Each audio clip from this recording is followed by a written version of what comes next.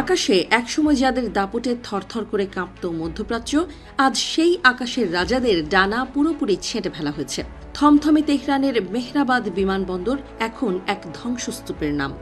মার্কিন প্রযুক্তিতে তৈরি সেই কিংবদন্তি F-14 টমক্যাট বিমানগুলো, যা গত 5 দশক ধরে ইরানের গর্ব ছিল, তা এখন কেবলই ইতিহাসের অংশ।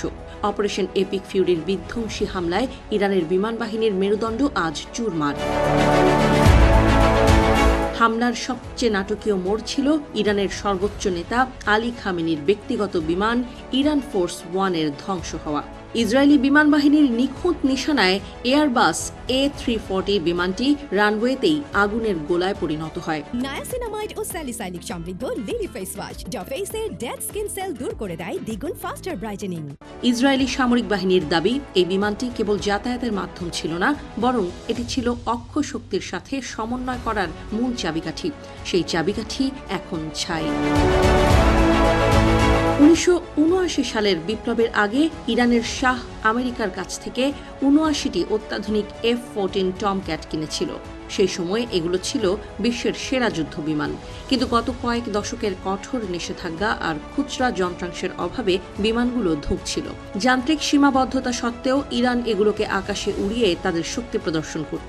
প্রতিরক্ষা বিশ্লেষক ক্যালেব লারসন জানিয়েছেন, এই হামলায় কেবল পুরনো বিমান নয়, বরং রাশিয়ার তৈরি আধুনিক Yak-130 এবং Su-22 বিমানগুলো রেহাই পায়নি। IDF এর প্রকাশিত ফুটেজে দেখা গেছে, ইসরায়েলি F-35 স্টিলথ ফাইটারগুলো অত্যন্ত সহজেই ইরানের আকাশ সীমায় ঢুকে একের পর এক লক্ষ্যবস্তু গুঁড়িয়ে দিচ্ছে। ইরানের রাডার ব্যবস্থা কার্যত অন্ধ হয়ে পড়েছিল এই ধ্বংসযজ্ঞের সময়। ইসরায়েলের দাবি অনুযায়ী খামেনির বিমান ধ্বংস করার মূল লক্ষ্য ছিল ইরানের উচ্চপদস্থ কর্মকর্তাদের সাথে তাদের মিত্র দেশগুলোর সরাসরি যোগাযোগ বিচ্ছিন্ন করা। এর ফলে ইরানের সামরিক পুনর্গঠন প্রক্রিয়া দীর্ঘ সময়ের জন্য থমকে যাবে। একটি দেশের শাসন ব্যবস্থা যখন আকাশপথে পুরোপুরি বিচ্ছিন্ন হয়ে পড়ে, তখন তাদের আঞ্চলিক প্রভাব ধরে রাখা প্রায় অসম্ভব হয়ে দাঁড়ায়। বিগত 46 বছর ধরে ইরান তাদের বিমান বহরকে টিকিয়ে রাখতে রীতিমতো যুদ্ধ করেছে। অন্য বিমানের যন্ত্রাংশ খুলে অন্যটিতে লাগানো বা জোড়াতালি দিয়ে চালানোই ছিল তাদের কৌশল। কিন্তু অপারেশন এপিক ফিউরি সেই তাসের ঘরকে এক তুড়িতে উড়িয়ে দিয়েছে।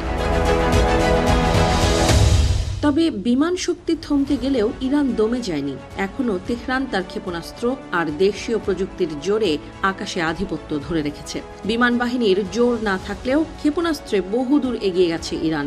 ইসরায়েল আমেরিকার সঙ্গে দিচ্ছে শেয়ানে টক্কর।